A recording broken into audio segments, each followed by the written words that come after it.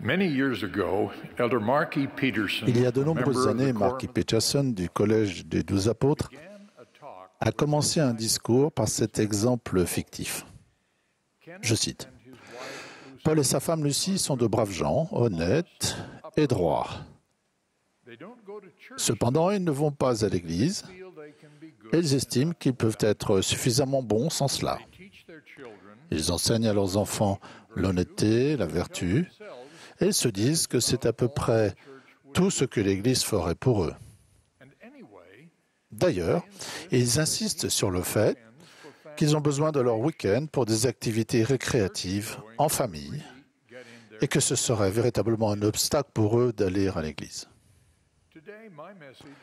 Aujourd'hui, mon message concerne les personnes bonnes et à l'esprit religieux qui ont cessé de se rendre dans leur Église ou d'y prendre une part active.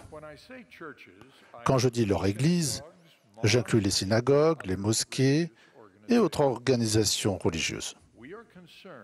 Nous sommes préoccupés de voir que dans tous ces lieux, l'assistance accuse une baisse importante dans tout le pays. Si nous cessons d'accorder de la valeur à nos églises, pour quelque raison que ce soit, nous mettons notre vie spirituelle en péril. Et quand un grand nombre de personnes se séparent de Dieu, cela réduit les bénédictions qu'il donne à nos nations. Notre assistance et notre participation dans une église nous aident à devenir de meilleures personnes et à exercer une meilleure influence dans la vie d'autrui. À l'église, on nous enseigne comment appliquer des principes religieux. Nous apprenons les uns des autres. Un exemple persuasif est plus puissant qu'un sermon. Le fait de s'associer à d'autres personnes qui ont les mêmes croyances que nous fortifie. Lorsque nous fréquentons l'Église et y prenons une part active, nous sommes, comme le dit la Bible, unis dans la charité. Les Écritures que Dieu a données aux chrétiens dans la Bible et dans la révélation moderne enseignent clairement la nécessité d'une Église. Elles montrent que Jésus-Christ a organisé une Église et s'est assuré qu'une Église poursuivrait son œuvre après lui. Il a appelé 12 apôtres et leur a donné l'autorité et les clés pour la diriger. La Bible enseigne que le Christ est le chef de l'Église et que ses officiers ont été donnés pour le perfectionnement des saints en vue de l'œuvre du ministère et de l'édification du corps de Christ. Assurément, la Bible établit clairement l'origine d'une Église et le besoin que nous en avons maintenant. Certaines personnes disent que participer aux réunions de l'Église ne les aide pas. Certains disent « Je n'ai rien appris aujourd'hui » ou « Personne ne s'est montré amical envers moi » ou « On m'a offensé ». Les déceptions personnelles ne doivent jamais nous séparer de la doctrine du Christ, qui nous a appris à servir, non à être servi. Ayant cela à l'esprit, un autre membre a décrit la raison principale pour laquelle il allait à l'Église. Je cite, « Il y a des années, j'ai changé d'attitude concernant mon assistance à l'Église. Je ne vais plus à l'Église pour moi, mais pour penser aux autres. Je me fais un devoir de dire bonjour aux personnes assises seules, d'accueillir les visiteurs, d'être volontaire pour une tâche. En bref, je vais chaque semaine à l'Église avec l'intention d'être actif et non passif, et d'apporter quelque chose de positif aux autres. » Spencer Kimball a donné cet enseignement. « Nous n'allons pas aux réunions de Sainte Seine pour être amusés ou même simplement être instruits. Nous allons adorer le Seigneur.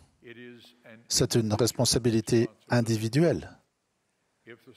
Si les réunions sont un échec pour vous, c'est vous qui avez échoué. Personne ne peut adorer pour vous. Vous devez adorer le Seigneur vous-même. »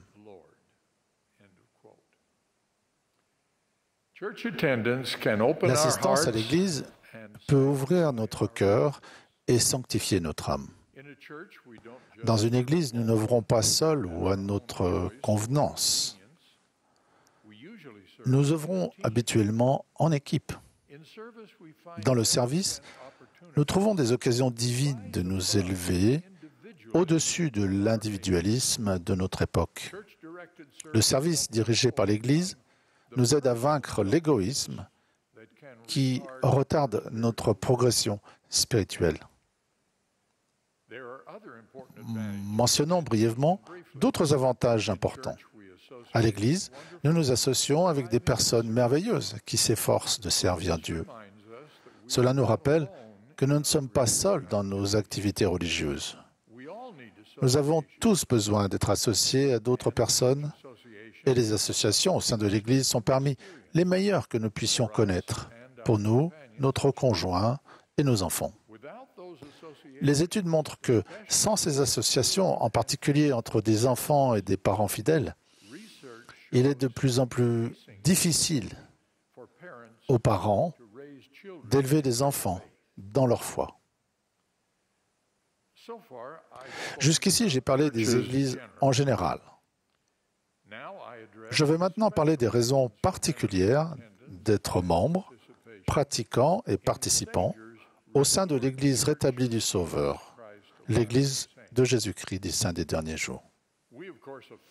Bien entendu, nous affirmons que les Écritures, anciennes et modernes, enseignent clairement l'origine et le besoin d'une Église dirigée par et avec l'autorité de Jésus-Christ, notre Seigneur. Nous témoignons également que l'Église de Jésus-Christ rétablie a été pour enseigner la plénitude de sa doctrine et pour officier avec l'autorité de sa prêtrise afin d'accomplir les ordonnances nécessaires pour entrer dans le royaume de Dieu. Les membres qui cessent d'aller à l'Église et s'appuient uniquement sur leur spiritualité se séparent de ces principes fondamentaux de l'Évangile. Le pouvoir et les bénédictions de la prêtrise, la plénitude de la doctrine rétablie et les motivations et occasions d'appliquer cette doctrine. Ils renoncent à la possibilité qui leur est offerte de remplir les conditions requises pour voir leur famille se perpétuer dans les éternités.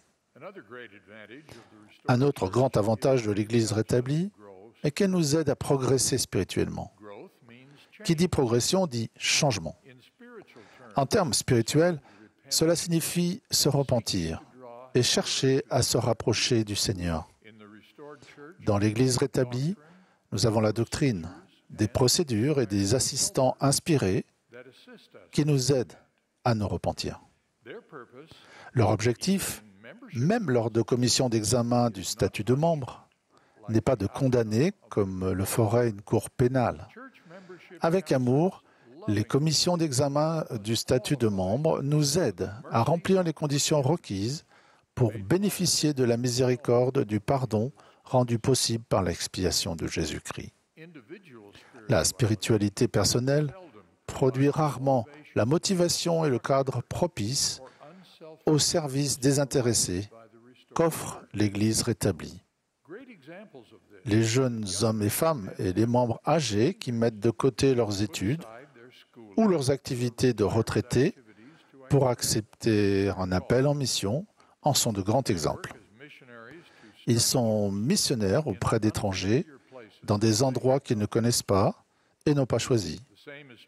Il en est de même des membres fidèles qui prennent part au service désintéressé que nous appelons l'œuvre du Temple.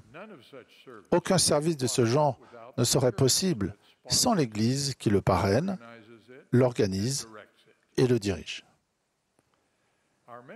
La foi de nos membres et les services qu'ils rendent dans l'Église leur enseignent comment unir leurs efforts et être une bénédiction pour la collectivité.